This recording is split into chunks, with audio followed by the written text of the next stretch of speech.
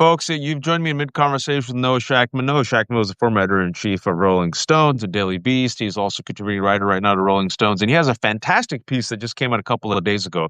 Really strongly recommend you read it. I'm going to link it once we have it up. It's in the New York Magazine. It's a big deep dive into the Anti-Defamation League, specifically the Anti-Defamation League as it is operating right now under the leadership of Jonathan Greenblatt. And the title of Noah's piece is "Inside the Crisis at the Anti-Defamation League." The group used to fight for justice for all. Its war against anti-Zionism has changed everything. Now, my framing of this particular conversation probably a bit more harsh than what Noah would say, but as a Muslim American, as a person who has been on the receiving end of what ADL and some Jewish American organizations have done to pro-Palestinian communities, Arab communities, and Muslim communities, I feel like what's happened recently is not just using and abusing anti-Semitism, which, by the way, exists, folks, as a cudgel against pro-Palestinian activists. It's also, in my opinion, an attack on our democracy. And the piece, Noah talks about, how the ADL under Jonathan Greenblatt's leadership over the past couple of years has rankled not just former allies, those allies who care about, I don't know, democracy or progressive politics, but also within the Jewish American communities, because folks, it's not a monolith, and also former employees, people who used to work for and donors of ADL. And Noah's piece, he has 40 plus people, right? He talked to 40 plus people on the record about what's happening with the ADL. So it's a big piece, Noah. There's a lot to break down. But for those who don't know, because what's common to you and me isn't common to everyone, Right. why was the ADL created? What was the entire modus operandi and the mission statement of the ADL back in the day?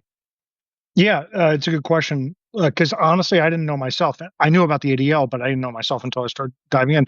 But it was created more than 100 years ago in response to the lynching of a Jewish guy in, I believe, the Atlanta area for a crime that it's complicated, but basically it was a racist prosecution that they tried to first pin on this Jewish guy and then on a black guy.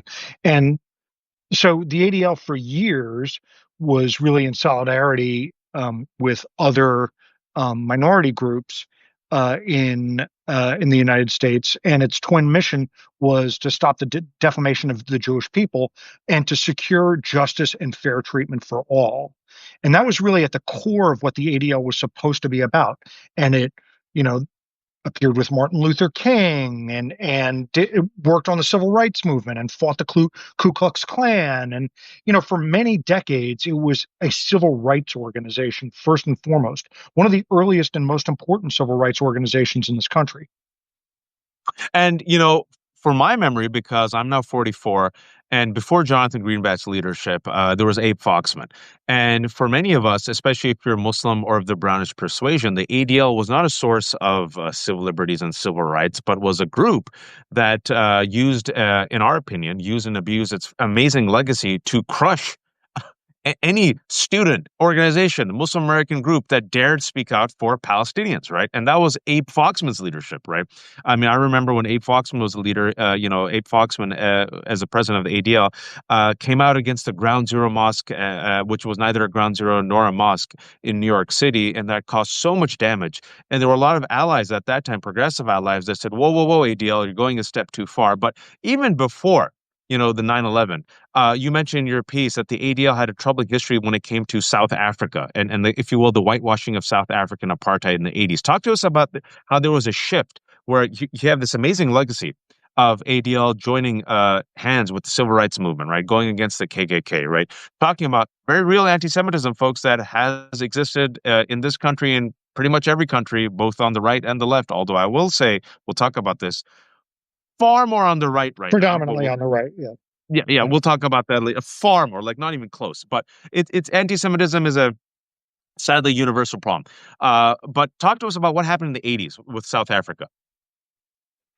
Right. It's complicated, and I don't want to bog down things too much. But look, the Of course. ADL has had a troubling history. It's had this kind of like weird, kind of twisting, double-tracked history where it's both been incredibly courageous in some of the stances it's taken. It stood up for gay marriage long before a lot of other groups did.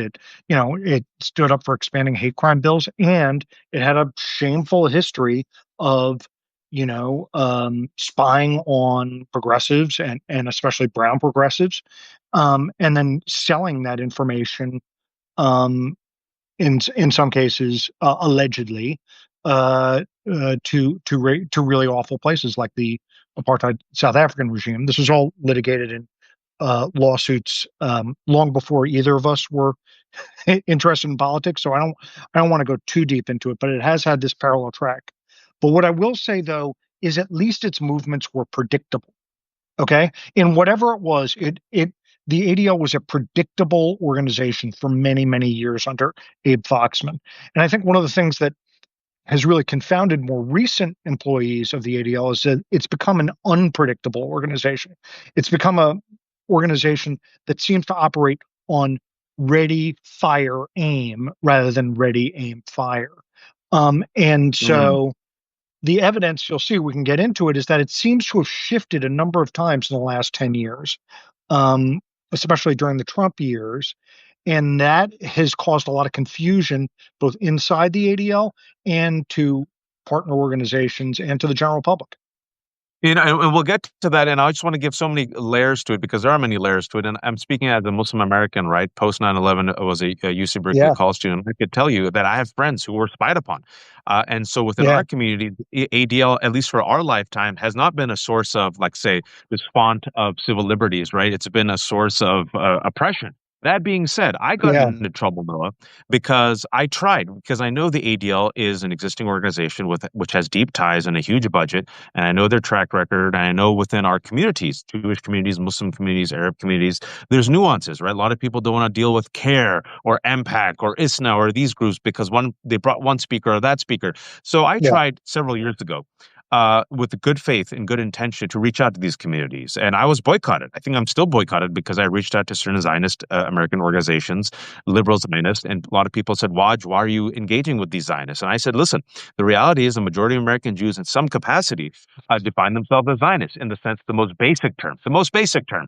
They want Yeah. the right to Israel to exist, even though if they're against the occupation and the oppression, right? So I remember I met Jonathan Greenblatt at Aspen when Aspen invited me because I think they Hmm. thought I was the good brown. And then they realized I'm a blunt brown and they didn't get it. They didn't invite me. But I met Jonathan on a whim, and someone said, hey, you speak out against Islamophobia and anti-Muslim bigotry. And Jonathan, is the head of the ADL. Can you guys just do like an impromptu team up? So we did this impromptu team up for these kids. And I said, all right, well, let's chat about hate and how hate intersects. And it went really well. And a lot of folks at that time, the young members of ADL, all right, young progressives, they told me, and I'm sharing this, I don't know if I'm sharing, it's not a big breaking news, I'm sharing this for the first time. They said about 7 years ago, stay in Jonathan's ear. And I said, why? Because he needs to hear from people like you. I'm like, Yeah. interesting. And I remember at that time, ADL made a huge misstep, which was they accused Keith Ellison of basically, Oh, yeah. they took, remember this, right? And so for those who don't know, Keith Ellison, who was the first Muslim ever to be elected, now Lieutenant Governor, Attorney General of Minnesota, I believe, or Lieutenant Governor, I could be mistaken, but Keith Ellison, they took a clip from Steve Emerson, a notorious Islamophobe, and Yeah. they took a rather benign clip and then said that, look, Keith Ellison, right, is an anti-Semite, all because Keith Ellison talked about how APAC works. And he said it in a very like nonchalant way, like APAC does this, you all need to do this. This is how the game is played.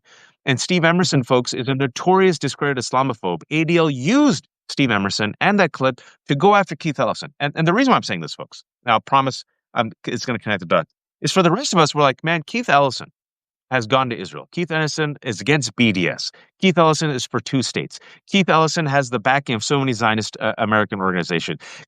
And if Keith Ellison isn't kosher enough for ADL, who the F will be kosher? So I remember I told Jonathan this at Aspen. I said, I think you messed up. Meet Keith. A lot of Zionist Americans came out and supported Keith.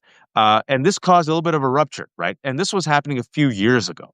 At that time, this was Trump's first administration. And you mentioned while this was happening, the ADL actually opposed what Trump was doing. Can you tell us at this time? Now we're just doing a timeline.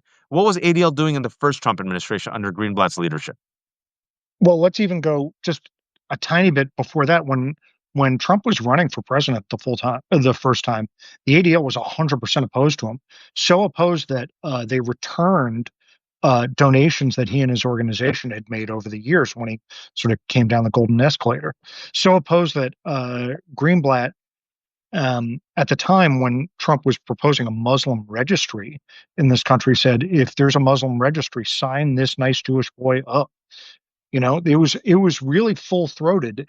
And then during the Trump administration, the ADL was part of that sort of broad base of center left groups, I, like the American Civil Liberties Union, just to take one example of many, that opposed things like the travel ban in that the Trump administration tried to do.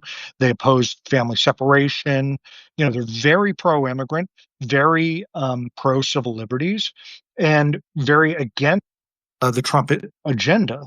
And so it was really, that's how I think a lot of people began to see the ADL is in through that lens. And that's how the Trump people saw the ADL. I mean, the interesting thing is that to the Trump people, I know you've got your own experiences and they're backed up by history, but to the Trump people, the ADL was seen as, and there's a pretty funny quote, the ACLU for Jews. It was seen as like, and that's a direct quote from a Trump person. They were seen as kind of like woke, progressive, resistance libs that, and kind of effective ones because they had access you know, to a lot of, you know, Jewish money and Jewish lawmakers.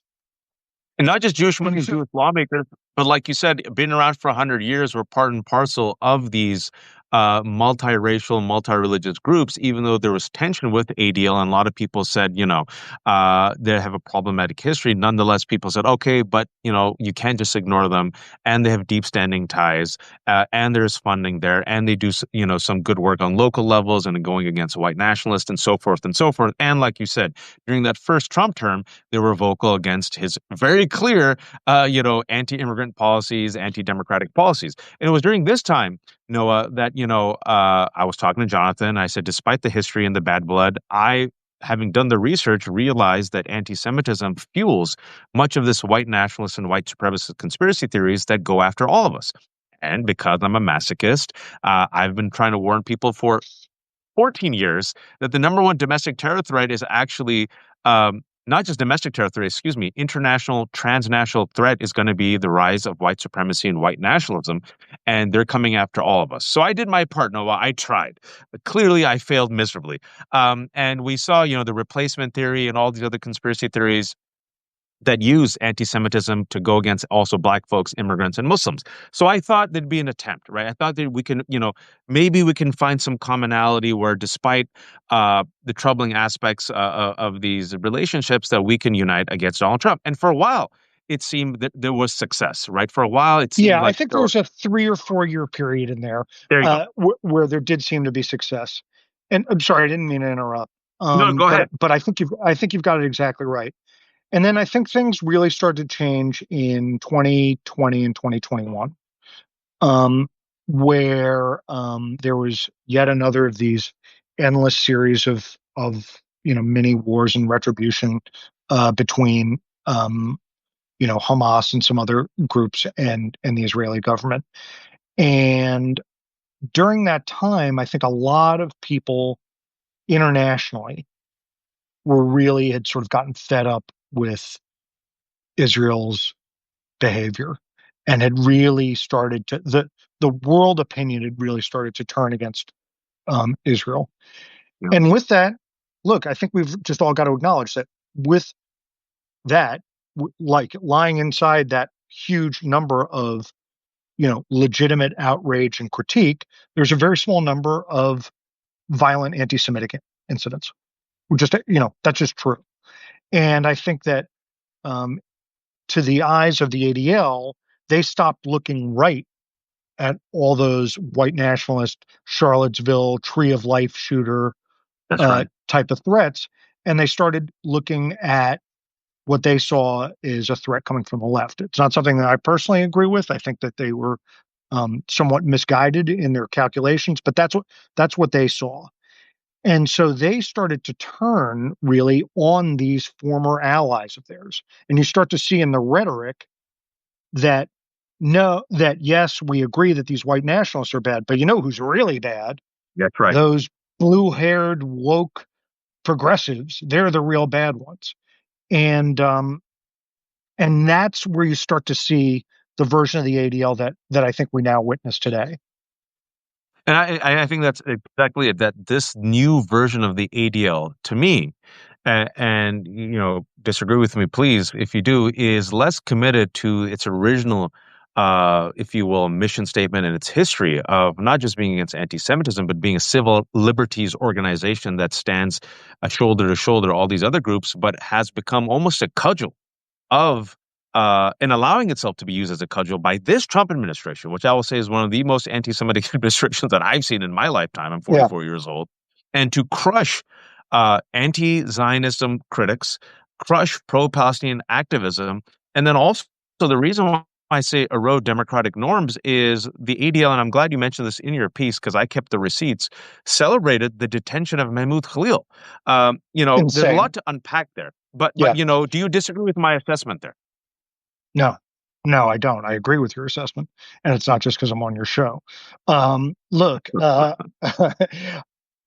look, You did an the investigative piece that talked to 40 folks, even people who worked for ADL who agree with that assessment. So, this isn't, yeah. these are So folks well, who, not only that, the ADL's been explicit in it. So the ADL used to be, just to remind people that may have logged on late, their twin mission used to be stop the defamation of Jewish people and guarantee fair treatment for all. Right? That was their twin mission. And they used to call themselves a civil rights organization. They right, rebranded themselves away from being a civil rights organization and into being an anti-hate organization. That's number one. Number two, Greenblatt explicitly said we have to rethink that second part of our mission. And he sort of famously now in front of the ADL's annual conference quoted another Jewish group by saying, "New plan, put on your own oxygen mask first."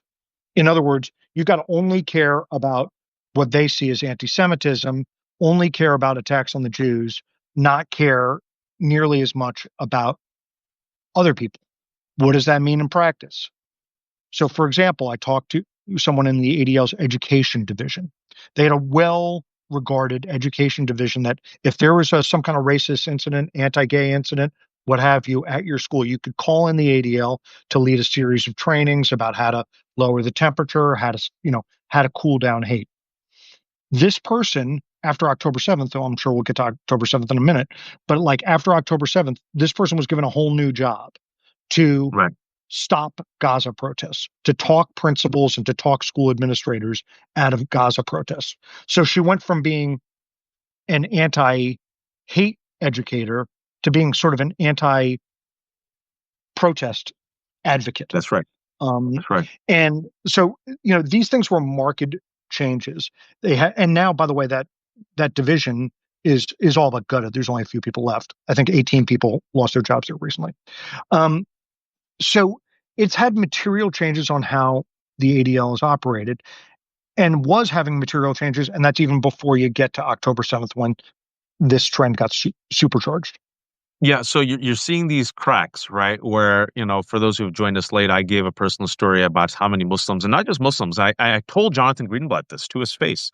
I said, your attack on Keith Ellison, you know, I'm telling you, it's not a good look for ADL. First and foremost, I don't know if you and your donors care that you're alienating Muslims, but Keith Ellison, as Attorney General of Minnesota, is a black man and is a leader in progressive spaces. So you're losing also progressive allies and black allies. People are paying attention. And if Keith Ellison isn't kosher enough for you, a guy who's against BDS, two states, has the backing Yeah. of Zionist groups, condemns extremism, what hope do the rest of us have? And he sat there and he listened to me. He goes, okay, okay. And I said, ADL is only going to further isolate itself. And also, we're going to talk more and more about this by this single vision of going against, anyone who's critical of Zionism and anyone who's a pro-Palestinian activist. I said, and I've been warning. I was in Jerusalem. I've been warning people for 14 years. I'm talking about people, and specifically those who consider themselves Zionists, liberal Zionists, these groups. I said, you are aligning yourself with the right wing. in your attack against Palestinian activists. But this right wing that you're aligning yourself with, I'm telling you, I've researched them. These folks do not like Jews. These Yeah. people are not your allies. This is gonna like come back and bite Jews in the ass. And like they're like, whatever. It's okay. It's like a, a wink wink strategic partnership, right? So now this is happening. It's been bubbling, folks, right? Now we get to October 7th.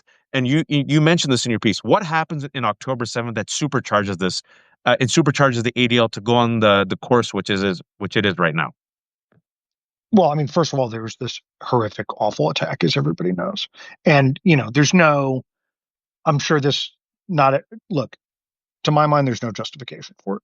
Okay. No, There's mine too either. many, It's too it's many, Hamas committed terrorism. There's no yeah. justification for it. Now, of course, what people that have done a little research know is the only reason Hamas was still around at that point was because Bibi Netanyahu was propping it up.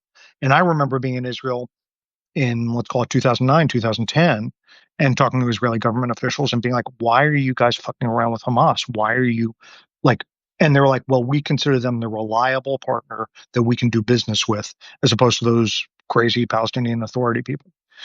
And, Hamas is a Bibi Netanyahu production in a lot of ways. Anyway, um, look, the ADL was incredibly. Everybody at the ADL knew somebody, had a friend, a cousin, a friend's cousin, whoever. Everybody had somebody who was in some way impacted by that attack. Either they were themselves a victim, or they had to mobilize, or everybody had a connection somewhere. And Greenblatt was incredibly personally traumatized by this. He was, depends on who you talk to, but on the initial Zoom afterwards, he was pounding his fist, outraged. Some people say he was crying, some people say he wasn't, whatever. Was using a lot of terms like these beasts, these barbarians, what they did.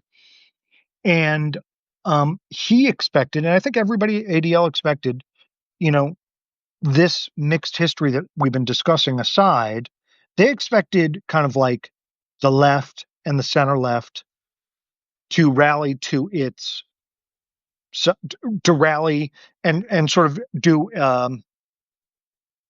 yeah to rally to what they saw as the victim side, but they were only looking at this right at like between the lens of like October 6th and October 8th. You know what I mean? Right. Like they weren't Right. looking at the whole of the occupation or even, the preceding years. And so they saw themselves as being abandoned by their liberal allies. It's not my words, it's theirs. And so they went into a real kind of, instead of this universalist approach to rights that they used to have, they went into a real us against the world kind of mentality. Batten down the hatches. And batten down the hatches, like I said, put on your own oxygen mask first. And, when they saw protests the day or two after October 7th, I'm not saying I agree with this, but I'm telling you, this is just what they told me, Right. is they saw that as essentially blaming the victims of October 7th and not taking a broader view about how, decades of oppression can lead to violent overreactions, especially when you're funding the most violent elements that did they overreaction. And they began to really break from their, this uneven liberal partnership and really started to find common cause with the Trump people. Mm. And then you start to see that um, over and over again. So what does that mean in practice? First of all, they weeks after the October 7th attacks, they called on university presidents to essentially treat certain pro-Palestinian groups like foreign terrorist organizations. Yep. Yep. Right? We're talking about kids on the quad holding up a sign. Treat them like, inner circle members of Al Qaeda. Yep. It was a shocking development, and it was one that it was one that was very controversial within the ADL. Even before October 7th, I should have mentioned this before, Greenblatt gave a speech, which was very controversial in the ADL, in which he said that left-wing pro-Palestinian groups were the photo inverse I remember that. of of the killers at the Tree of Life synagogue and at the Charlottesville um, neo-Nazi attack. The photo inverse. This is like one of these groups that he called out was called Jewish Voice for Peace. You know, so um, they And really, can I interject just for 1 second, folks?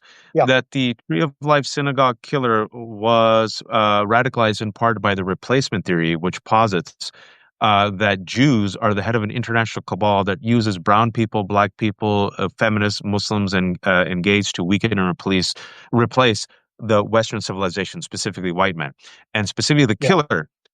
Who killed 11 Jews said the same words that Donald Trump was saying, because this was right before the midterm elections during Trump's first administration.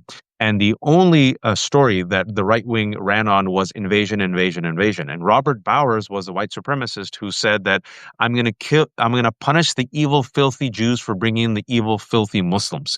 So the replacement theory, which has been promoted actively and aggressively by Donald Trump and Republicans, even after they realized it radicalized people to commit violence, and which is anti-Semitic because it started from the right wing yeah. and white supremacists here, and then got, like, if you will, exported to the Europe.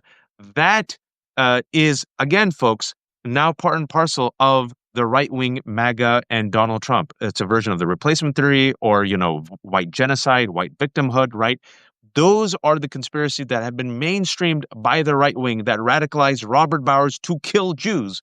And the ADL says that that guy and the people who say that are the same as these, like, pro-Palestinian, multiracial, multi-religious students who want an end to the occupation. But continue. I had to say that for those No, no, who no, don't that's connect exactly, the no, dots. you're exactly right. And I mean, look, this guy in 2025, I mean, half of his rhetoric, this, mass murders rhetoric, would be considered like almost like table stakes to become a candidate for office on the Republican side.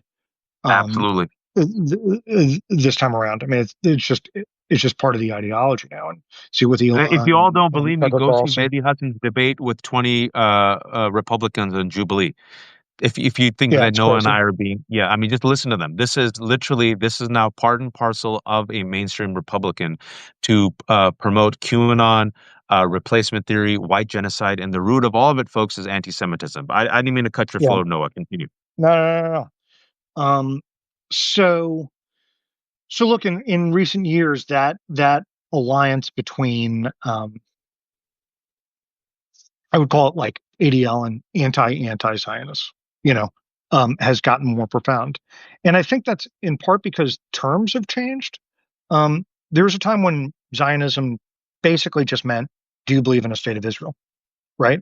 And somewhere along the way, the Zionist movement became more about, do you support the most radical ends of the conservative party in or even to the further right of the conservative party in Israel, the Likud. And so the meanings of these things changed radically. And rather than um, American groups being like, whoa, whoa, whoa, wait a minute, this isn't us anymore. They've sort of gone along with the change in a lot of ways. And um, for a lot of these groups, support of Netanyahu's most radical agenda became sort of synonymous somehow with being Jewish, which Mm, is, even though Netanyahu was going 1,000% against like core tenets of the Jewish religion, which is to treat the stranger as yourself, as a member of your own family. And even though it was going against core tenets of the ADL's own mission statement, which is to secure fair treatment for all. And so it's really one of these cases where, look, unfortunately, your read of the ADL back in the day um, became a lot of people's reads because this is how they were acting, kind of across the board. Is they kind of replaced their own old mission statement of securing fair treatment for standing shoulder to shoulder with the Netanyahu government. Now, look, it wasn't complete. Okay, just to be fair to the ADL, they would critique Netanyahu from time to time, and they would critique some of his like most egregiously racist ministers. But one thing they would never do is critique Israel's war aims, especially after October 7th. That's right. And I was told by I forget how I characterized this person in the story, so let's just say a source, a very well placed source. Okay, that like we're not going to get into the weeds of Israel's um, war conduct, as if the weeds, were some sort of esoteric policy paper that had no human impact whatsoever, as if these weeds weren't, kids being, murdered. Um, so that's how the ADL has acted really since then. It's strayed from its original mission, and it's become this other thing. Um, and we'll see how long that lasts and if that changes permanently or not. It's become a dangerous thing. It's become a thing which sides with the very people that it was started to oppose, anti-Semites and white nationalists. It's become an arm of the Trump administration to attack pro-Palestinian students and universities. And folks, I want to remind people, many of those people who were pro-Palestinian students and those kids in Columbia University, many of those protests were led by Jews. There were rabbis who were just arrested last week in New York because they're opposing what they consider to be Israel's genocide, right? So I want to be very clear. This isn't like all Jews versus, and there are many Jews and Jewish No, groups or Zionists who disapprove of what the ADL has become, especially in the past year and a half under Jonathan Greenblatt. As Noah's piece has amazing sources. These are, and I could tell you from my experience for the past couple of months, I know people who worked for ADL who said, "Man, it's a shanda now, a shame, right?" And I want to mention good use of Yiddish three. there, Wash. That's Yeah, good. thank you, thank you, thank you. Yeah. I wanna say three examples of which are very so clear. It's like something where it's the jumping the shark moment, right? We had this moment Yeah. where Elon Musk in January had uh, very clear to me two Zig Heils, right? Just like ugh, Yeah. like right through the chest. And this is the same Elon Musk who has promoted the deep state and Soros conspiracy. He was challenged about it. He was literally told that this is anti-Semitic. Doubled down on it. Twitter has now become a forum for Nazis, folks, actual Nazis. Elon Musk then goes to Israel, ADL with ADL, right? Comes back, does the double Zig Heil. We all condemn it. All of us condemn it. ADL says it was, quote, an awkward gesture in a moment of enthusiasm. Uh, Right. Noah, your take about that moment, Okay. Well, I'm going to give you more importantly what the view was inside the ADL about please. that moment, which was there were people in the ADL that weren't sure, honestly thought he was just being a weirdo. Some people in the ADL thought Musk was just being a weirdo. But what everybody was sure about, what everybody knew for a fact, was that every freaking Nazi on the internet was like, goose stepping in response. That Yep. every fucking racist thought that this was the coolest thing ever, and the ADL sort of offered a bit of grace to Musk without looking at the impact of his actions, and the impact of his and this was that kind of crazy result was also twinned by the fact that at the same time that Musk was doing the Sig Heils, I think they're Sig Heils, pretty obvious, I do too. I do but too. um, but maybe reasonable people can disagree. But this is what you can't disagree with. At the same time, Donald Trump was giving pardons to all the January 6th rioters. Why does that matter? Why does that connect? Because a lot of them were driven by anti Semitic conspiracy theories. And a lot of the evidence that was gathered against the January 6th rioters was gathered by the Anti Defamation League. They helped put these guys in jail. They're proud of it was like a signature event for the ADL to help put these guys in jail. And on the same day that they're getting pardoned, they're celebrating the new president's right hand dude, best buddy, um, giving this Sig Heil. And so I asked afterwards. And again, I forget how I characterized it in the story. So, a source, let's just say, that I have 100% confidence in. Mm, I said, what was up with it? Why'd you do that? And he said, well, Musk had done all this work in Israel. And Musk was so good on Israel Therefore, he didn't have anti-Semitic tendencies. Mm. This is the same Elon Musk that 4 years before the ADL had been saying, can you cut it with the Nazi shit on your platform? This is the same Elon Musk that the ADL had basically asked for an advertising ban on Elon Musk's Twitter, and Elon Musk had threatened to sue the ADL for doing that. Like, the idea that this guy didn't have anti-Semitic tendencies is bananas. It's completely bananas. And what it shows is that connections to Israel in this new world that the ADL was constructing for itself, the connections to Israel trumped old school hatred of, you know, it would somehow Big excuse Heil. old It school trumps hatred Big of Heil. Jews. Yeah, yeah. It's you said Um, something, about the grace, and I want to connect it, and I'm glad you did.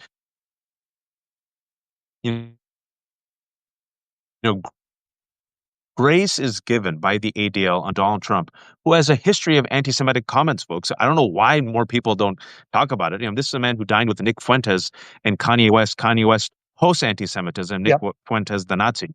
This is a man who just used the word Shylock, gone from the news, and people are like, whatever, right? But yeah. grace is given to literal anti-Semites promoting anti-Semitic conspiracies that have radicalized people to commit violence, but no grace is given to not just pro-Palestinian activists, but also Jews who align with Palestinians who are critical of Zionism. And I want to ask you two more questions. And this is where an example how about no grace is given to innocent pro-Palestinian activists.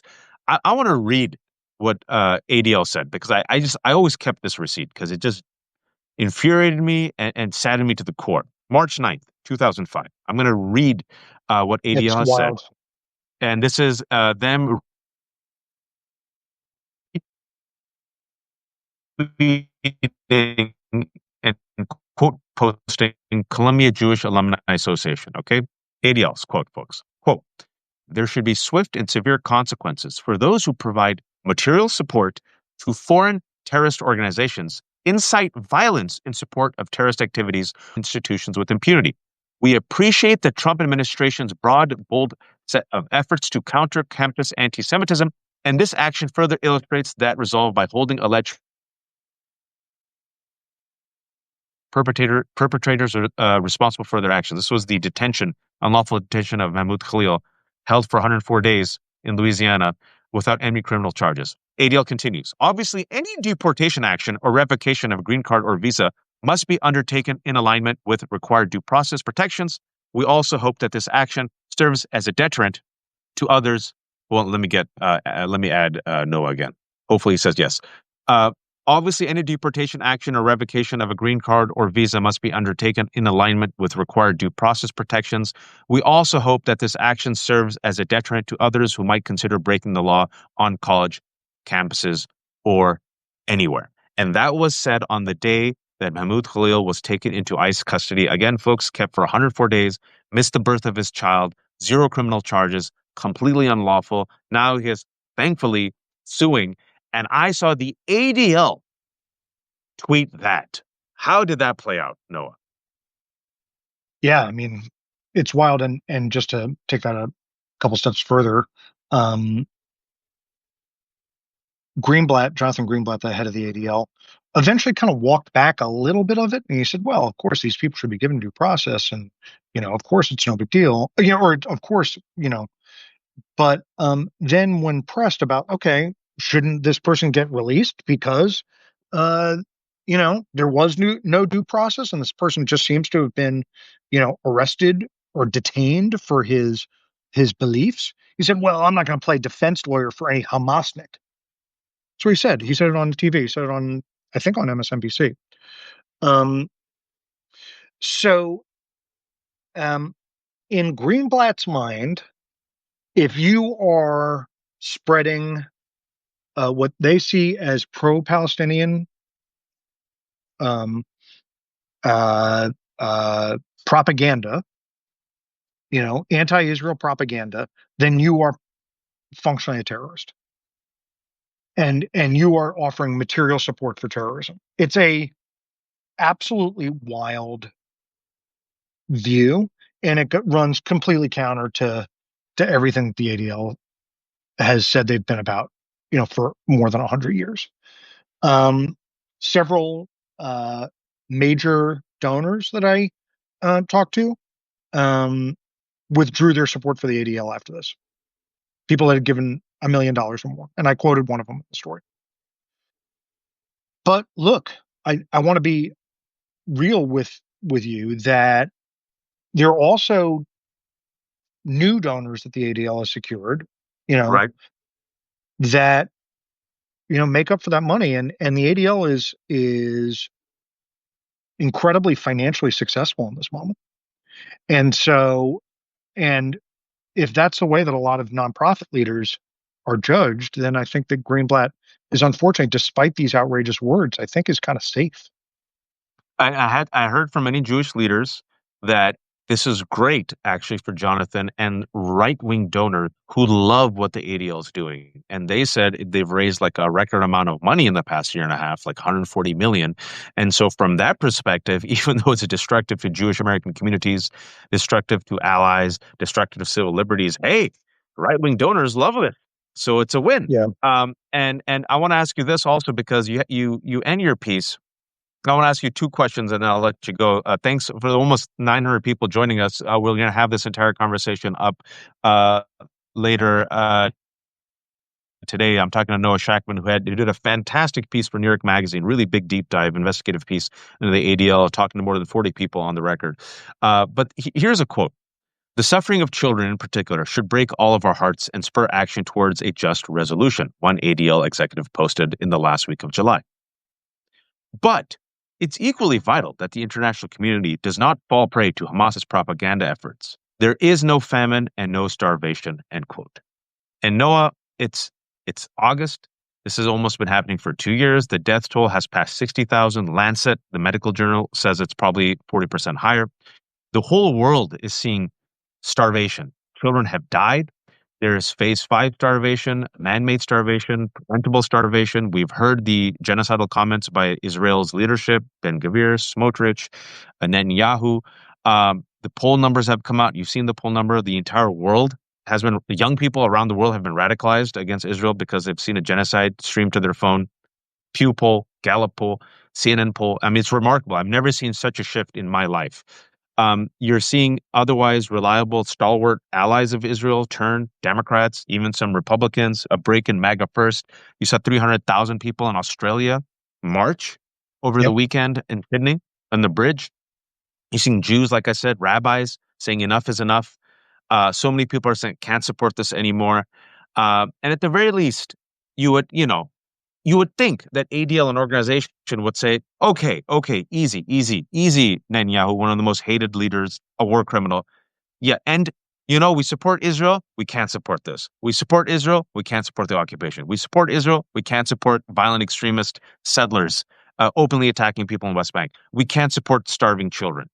And this is what an ADL executive posted just a week and a half ago. Your response Yep. and how this is playing out within that organization. Look, I think it's tearing apart some parts of the organization because they know. Look, many people there that work there know that the Ben Gavirs and that Netanyahu has just straight out whatever you want to call it, racist, fascists in his government. They were very critical of Netanyahu before October 7th. They know what's going on is wrong. They also know that the stances that they're taking now put them at odds with the overwhelming majority of American Jews. Yep. Poll after poll after poll says that the actions that the Trump administration is taking to fight anti-Semitism only make Jews less safe.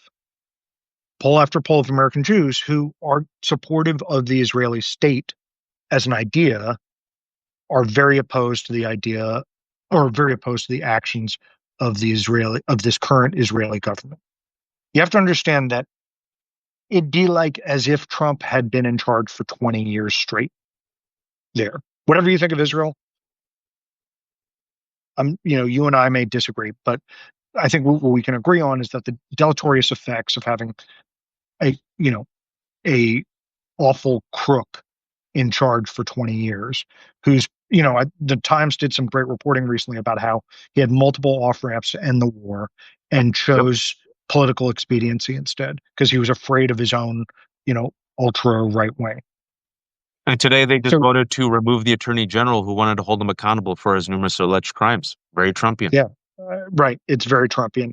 And allying um, one of the America's most storied civil rights organizations with this character may bring them short-term money. It may bring them short-term prominence, but I think in the long term, it is, you know, it can't be good for them, and it can't be good for America's Jews. It can't be good for the American people, and it can't be good, you know, most importantly for the people who are suffering under this horrific war in the Middle East. And Well, so, pardon me. you know, I and so we'll see how long the stance can keep up. I mean, I'll give you the final word, but what I'll say is, I've gone there 3 times to Israel and Palestine, and I went with the intention to try to see if I can create some sort of alliances, some sort of common ground where I try to educate some of these folks who are Zionists, Zionist groups, Zionist leaders who care deeply about Israel, that the number one threat, Thanos, that is coming after all of us in our communities and democracy is white supremacy. And the number one domestic terror threat in America for several years has been what? Right wing groups and white supremacists. And folks, when it comes to anti Semitism, it's not even close in America, not even close. It's these right wing groups. It's these white nationalist groups that are part and parcel now of the Donald Trump administration. Literally, the person who was just chosen to run the counterterrorism center, Joe Kent, has Uh, ties to white yeah. nationalist groups, right?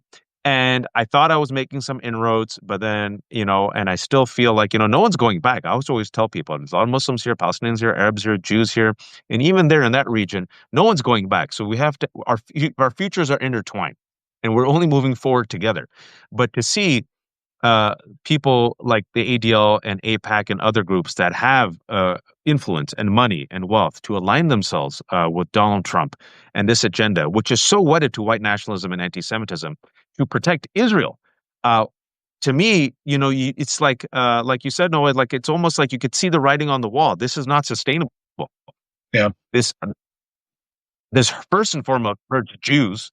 I strongly believe that. Second of all, it causes ruptures and divisions among these multiracial groups that are necessary to oppose fascism. And it's also hurting Israel, which is hurting itself with what I call a genocide. So does Amnesty, B'Tselem, Omer Bartav, and others. But if you don't like the word genocide, war crimes, you're seeing it in real time. It's just a self destructive path that sure has short term gain, but it has so much long term damage for especially our communities. I'm talking about Jews and Palestinians, Arabs, and Muslims. They lump us all together. But you've seen a spike in the past year and a half in anti-Semitism and anti-Arab and anti-Muslim violence done predominantly by who white supremacists and anti-Semites who don't like either of us. And you would think that the ADL, with its mission statement that started 100 years ago, would realize it, but no, unfortunately, it is perfectly fine aligning itself with Donald Trump and white nationalists to attack critics of Israel. It's a sad state of affairs. But before I shamelessly promote you, I want to give you the last word. No, I mean it's hard to argue with anything you just said.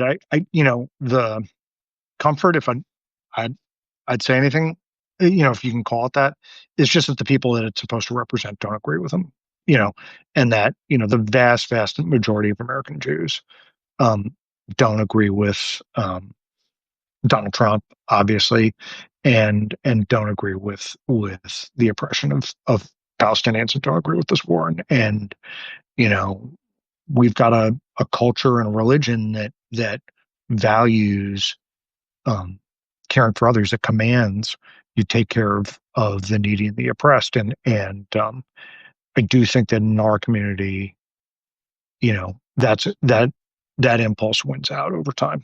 And so that's where I choose to invest my scant bit of optimism in. No, we need to have optimism, and I think it's very important, folks. Look, 89% of Jewish women voted for Kamala Harris. Majority of Jews voted for Democrats. Benjamin Netanyahu's base has never been American Jews. It's been white Christian evangelicals. The number one Correct. Zionist group in America is Christians United for Israel, Kufi, run by Pastor Hagee. There's Jews who have been with Palestinians and Arabs and Muslims and white people and black people for the past year and a half, even longer than that, against the occupation, against the settlements. There are Jewish rabbis speaking out. There are Jewish groups speaking out, right? I think it's very important to keep stressing that because some people try to promote this archaic and very incorrect view that's Muslim versus Jew, Palestinian No, versus Jew. It's no, that nonsense. the only And even people, with Zoran Mamdani of it the all. people that promote that are the people that are enemies of both communities. And yeah, we didn't talk about Mondami. I do have to go get back to my day job. Yeah, no, that's Although why I wanted to I let you love go. hanging But out with you, but I will say that, you know, um, I ran into, I was at a concert in Brooklyn, the other day, and I ran into Brad Lander, who I'm sure many of your, New most of York your City audience know. comptroller, Jewish American, Zionist, ran for mayor, cross promoted Zoran Mamdani, and vice versa. Yeah. And, I think that he is seeing what I'm seeing, which is that um, there's a real sense of enough is enough. And there's a real sense that, that this change in attitude, it is real. And that, especially America's Jews are not going to allow themselves to get, um, you know, um, we're not going to allow ourselves to be put in this position, that we've got tradition, we've got values in our community that are traditional and go back thousands of years, and we're not going to abandon them. And a majority of New York City Jews are going for Mamdani. So there goes that Oh yeah, antiquated, destructive story that Muslims and Jews are bound to fight each other to. It's bullshit. There's a it's a better way total forward. bullshit. It's a political problem with a political solution. We need better leaders, folks. We need better leaders. I kept Noah way longer than I thought. I'm sorry, Noah. I was going to keep you for 30 minutes. I kept you for an hour, man, but I could have talked to you for such a long time. Noah Shachtman is the writer of a fantastic piece that I will link to. It's called Inside the Crisis at the ADL. He wrote it for New York Magazine, just came out a few days ago. ADL does not like the piece, but that's probably a sign that he's doing something right. He talked to over 40 people, very thorough piece, very well investigated. Noah is a contributing writer for New York Magazine, also was the former editor-in-chief for Rolling Stones and Daily Beast. And before he leaves, shamelessly promote yourself, Noah. What did I miss? How can people find you? How can people support you? If you search my name, Noah Shachtman, Shachtman, on social, I'm usually on Blue Sky, so that's the easiest way to find me. Um, Waj, it's always great talking to you, man. Take care, man. Thank you, sir. See you later. Okay, bye. Everyone, be Yep. kind, be decent, and please don't be a fascist. Take care. I'll have this up in an hour, folks.